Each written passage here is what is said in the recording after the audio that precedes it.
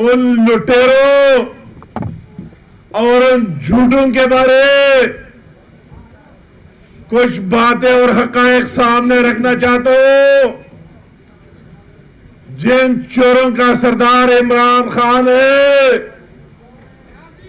جو عمران نیازی نے اپنے دور میں پاکستان کے ساتھ کیا اور پاکستان کی 22 کروڑ عوام کے ساتھ کتنے مظالم کیے، کس کس کو میں گن لوں گا.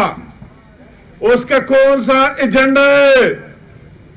غریبوں کو خودکشیوں پر مجبور کر دیا، ان سے 2 ٹائم کی روٹی کا نوالہ بھی چھین لیا. اس نے اس ملک میں بدترین مہنگائی لائی، بدترین مہنگائی، غریب کا جینا حرام کر دیا.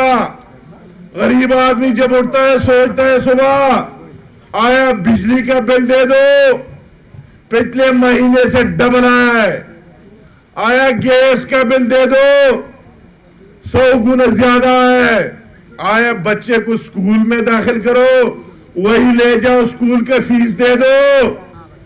آیا ایک بچہ بیمار ہے، دوائیوں کی قیمت میں 1000% اضافہ کر دیا گیا ہے. اگر کوئی گولی کا ڈبہ 100 روپے پر تھا تو نیازی نے 1000 روپے کر دیا ہے. بچے کو اسپتال لے جاؤ یا ڈاکٹر کا فیس دے دو. مجھے بہت دکھ ہو رہا ہے کتنا ظلم کیا اس پاکستان کے عوام کے ساتھ.